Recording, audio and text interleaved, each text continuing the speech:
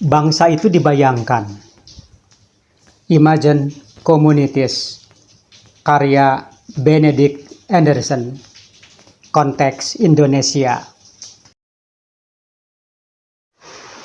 Selamat datang di kanal Kang Asep, Tasik 2651.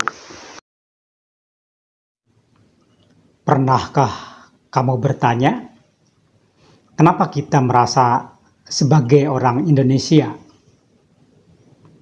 Padahal kita tidak pernah bertemu sebagian besar orang di negeri ini, tapi tetap merasa satu bangsa. Inilah yang disebut Benedict Anderson sebagai Imagine Community, komunitas yang dibayangkan.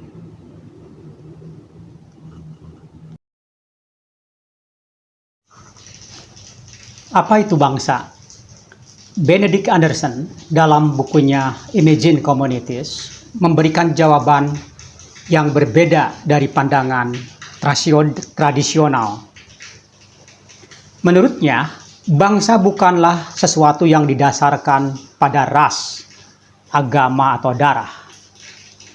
Bukan soal apakah kita memiliki warna kulit yang sama, bahasa ibu yang sama, atau keyakinan yang sama. Bangsa, kata Anderson, adalah komunitas yang dibayangkan.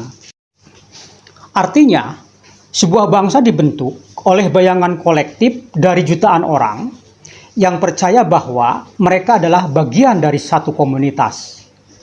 Meskipun sebagian besar dari mereka tidak akan pernah saling bertemu atau mengenal satu sama lain secara pribadi. Kita ambil contoh Indonesia. Negara ini begitu luas dan beragam. Di dalamnya hidup ratusan suku bangsa, ada suku Jawa, Sunda, Batak, Dayak, Minangkabau, Bugis, Asmat, Madura, dan banyak lagi. Bahasa daerah yang digunakan pun sangat beragam. Budaya, adat, istiadat, cara hidup, semuanya berbeda. Bahkan di pulau yang sama bisa ada perbedaan mencolok antar daerah. Tapi mengapa kita tetap merasa sebagai satu bangsa? Mengapa seorang anak di Sulawesi bisa merasa terhubung dengan seorang petani di Jawa? Mengapa orang di Sumatera merasa punya nasib yang sama dengan nelayan di NTT? Inilah kekuatan dari komunitas yang dibayangkan tadi. Bangsa tidak hadir secara alami. Ia dibentuk melalui proses sejarah, media, pendidikan, dan simbol-simbol bersama. Melalui surat kabar, televisi, sekolah, dan bahkan medsos. Akar budaya nasionalisme. Sebelum Indonesia ada, wilayah ini dipenuhi kerajaan besar dan kecil, seperti Majapahit, Sriwijaya, Mataram, Ternate, dan lainnya. Dulu identitas seseorang sangat melekat pada kerajaan tempat ia tinggal. Kesetiaan diberikan bukan pada tanah air, tapi pada raja. Dan raja dianggap sakral, simbol kekuasaan yang punya hubungan dengan kekuatan ilahi. Namun, seiring waktu, kepercayaan terhadap raja mulai luntur. Orang-orang mulai menyadari bahwa mereka butuh bentuk ikatan baru yang lebih luas dan setara. Dari sinilah gagasan tentang bangsa mulai tumbuh. Kerajaan-kerajaan lokal mulai kehilangan fungsinya sebagai pemersatu. Sebagai gantinya muncul ide tentang bangsa Indonesia, sebuah identitas baru yang tidak bergantung pada raja, tetapi pada kesadaran kolektif sebagai satu komunitas. Di awal abad 20, semangat ini semakin kuat. Muncul organisasi pergerakan, sekolah, surat kabar, dan terutama Sumpah Pemuda 1928, Satu Nusa, Satu Bangsa, Satu Bahasa Indonesia. Inilah akar budaya nasionalisme kita. Ia lahir bukan dari darah atau garis keturunan, tapi dari pengalaman sejarah dan kesadaran bersama. Nasionalisme Indonesia tumbuh dari perubahan cara pandang, dari loyalitas pada raja menuju solidaritas sebagai bangsa. Para pelopor nasionalisme. Di Amerika Latin, nasionalisme lahir dari kaum elit Kreol, anak-anak koloni yang merasa terasing dari penjajah Eropa. Hal serupa terjadi di Indonesia.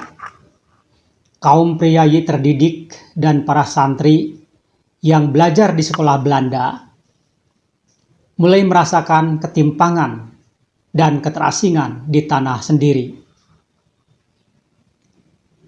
Dari rasa terasing itulah tumbuh kesadaran baru bahwa mereka bukan bagian dari penjajah, tapi dari bangsa yang ingin merdeka. Mereka inilah pelopor gerakan nasionalisme Indonesia. Bahasa rakyat, jiwa bangsa.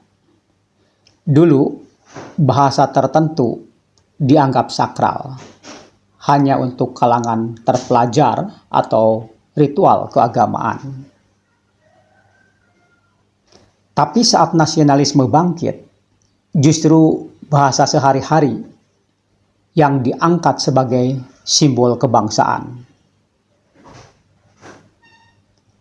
Di Indonesia, yang dipilih bukan bahasa daerah terbesar atau tertua, tapi bahasa Melayu, karena paling mudah dipahami lintas suku. Dari sinilah bahasa Indonesia bukan karena paling kuat, tapi karena paling menyatukan. Simbol-simbol yang menyatukan. Bangsa Indonesia dibayangkan melalui simbol bendera sang merah putih, lagu kebangsaan Indonesia Raya, bahasa Indonesia, dan lambang negara Garuda Pancasila. Simbol-simbol ini menciptakan rasa memiliki, meski kita tak pernah bertemu semua warga bangsa. Di Indonesia, merah putih, lagu Indonesia Raya, dan gambar Garuda jadi pemicu rasa kebersamaan. Simbol bukan hiasan kosong. Ia membawa makna sejarah, pengorbanan, dan cita-cita bersama. Inilah yang membuat bangsa terasa nyata, meski hanya hidup dalam imajinasi kolektif kita. Gelombang terakhir. Pasca Perang Dunia II, semangat nasionalisme meletus hebat di berbagai belahan dunia, terutama di Asia dan Afrika. Negara-negara yang selama berabad-abad berada di bawah kekuasaan kolonial mulai menggeliat, menyadari bahwa saatnya telah tiba untuk menentukan nasib mereka sendiri.